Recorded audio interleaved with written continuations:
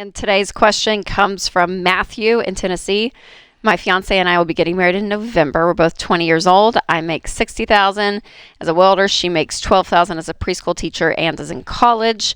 I have no debt and also a 401k. She has about $5,000 in student loans and a car loan. We have an apartment together and a joint bank account that I put money in for her to handle my bills while I'm out of town for work.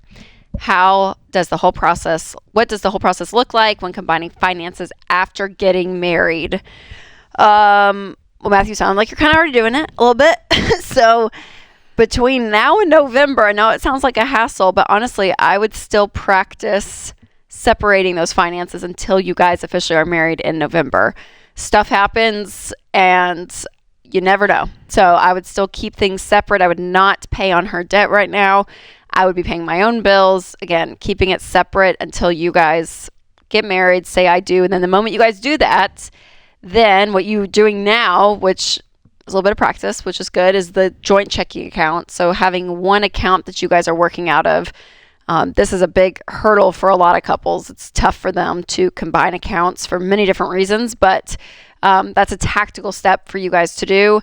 And then see this debt that she's bringing in, which is some student loans and a car loan, as your debt, that it's our debt together once we're married. And for you guys to pause that 401k that you have and take all the extra money you guys have and pay off this debt and get an emergency fund. So that's kind of the way to look at it, the plan.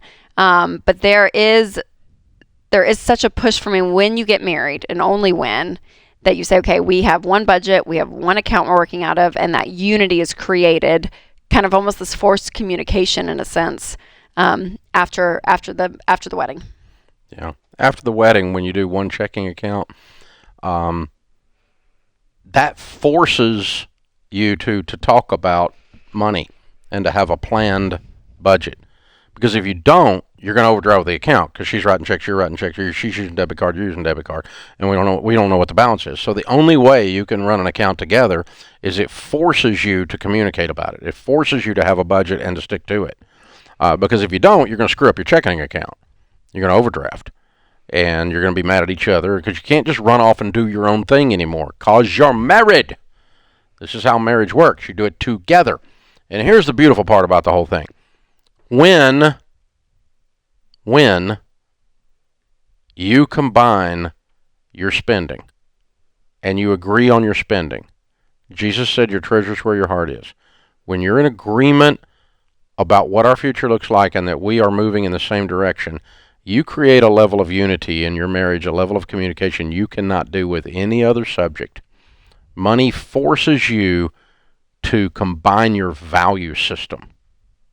You have to say, we value saving. We value generosity. We value investing. We value spending on money on X or Y as a couple. Or she values this, and I love her, and so this is something that we put the category in for her. And I value her having that thing, whatever it is, art class or whatever. I don't care what it is, okay? But it's not just, the mistake that people are making in our culture today, and it's going to be so detrimental 10 years into your marriage, 20 years into your marriage, it's going to be a problem, is you think that you can live this life of independence with your roommate. And that is not marriage.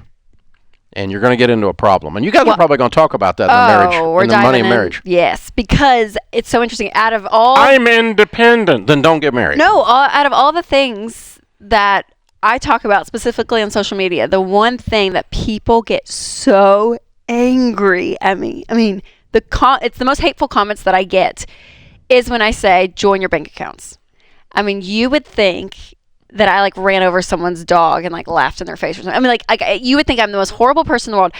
And so what I'm finding is the more and more I dig into the subject, which again, John and I are unpacking so much of this, because it's not just that. It's not, I just want to join my checking account. there's a level of control people have. There's a level of trust that they don't have with their. I mean, there's so many of those issues, you guys, that is underneath that surface. They don't want to deal with their crap, and they get mad at you. The avoidance. But they call it like feminism or something. Like, well, you don't want women to have a voice. No, we demand they have a voice in the budget with their husband. Right. We demand the husband has a voice in there with his wife.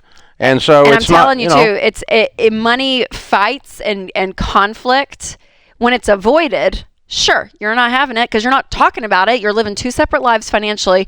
And people say, well, we just fight all the time, so like it's just worth not. I'm like, if you're choosing to avoid what's going on in this situation, what other things you're not pressing into conflict at all, right? Let me help you with this. In marriage, avoidance is not a technique. Yeah. Les Parrott says buried problems have a high rate of resurrection. They're coming up. Yeah, but it's this mirror of like all this other stuff. So it's just funny. I'm like, you will share a child, like you will create a human being and share a child. And share decision making about that. Share your bed. Don't tell me I have to share my money because I'm independent. But That's a bunch of crap. I know, but it is strong out there with people. So it's big. It's big. So it's fun to. Well, it's misguided, toxic version of ladies having their voice. Yes, ladies need to have their voice. Yeah. There's that side of it. That's what they're attacking. But there's also another side where it's like, I don't want to deal with it. Don't bitch at me about that. They bitch at you because you're a woman. Maybe that's what it is. I don't know. But it's that side. But it's also the guy side too, saying stuff like, "Oh, I don't want to deal with it. We're so much better if we're just separate." I know that. But I'm like, dude, you gotta step up. They're not hating on you though. Were they? Everyone hates it. That's what it feels like. I love it. I like to be liked. I love it. Hey.